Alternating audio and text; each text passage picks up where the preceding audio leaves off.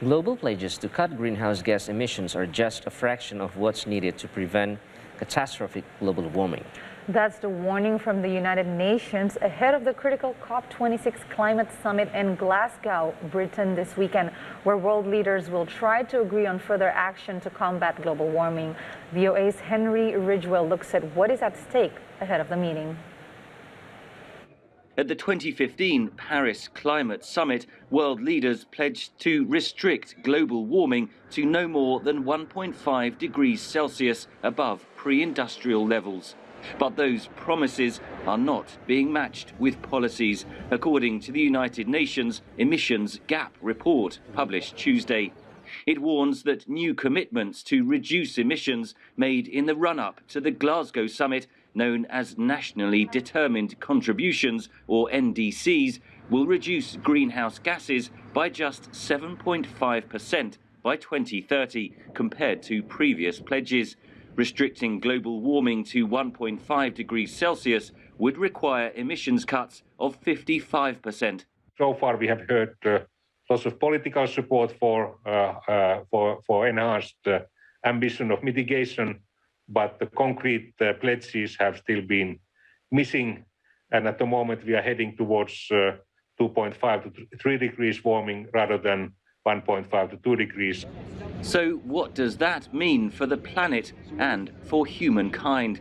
Scientists say climate change is already increasing the frequency and intensity of heat waves. A recent report from Chatham House calculated that globally heat-related mortality has increased by nearly 54% among the elderly since the turn of the century, reaching 296,000 deaths in 2018. We expect around about 400 million people to be experiencing heat waves to the extent that they're no longer able to work outside. Heat waves and droughts would have a big impact on global food security. Crop failures and the increased prevalence of pests and diseases, such as the locust plague in East Africa last year, would lead to soaring prices. Over the next 30 years, about 50% more food is going to be required due to more people being on the planet, but also expectations around eating more meat, particularly in countries like China and Southeast Asia and so on and so on. But at the same time, under our assessment, we anticipate yields, harvests, to decline by around about 30%. Warmer temperatures lead to more intense tropical storms and flooding. Longer term, melting ice caps will lead to sea level rises, putting coastal cities at risk. Extreme weather fluctuations also mean more intense and more prolonged droughts. Scientists say richer nations must deliver on their 2015 promise to help poorer nations pay for combating climate change and deal with its impacts.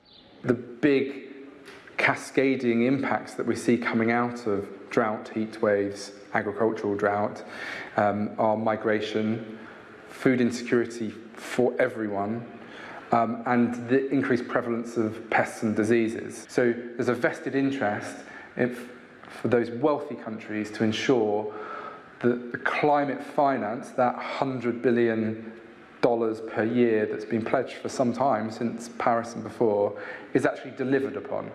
And it's not being delivered upon at the moment. As world leaders prepare for Glasgow, the stakes for our planet and for the human race are getting higher. The impacts close to irreversible. Can a new global agreement be reached to slash emissions well beyond current commitments?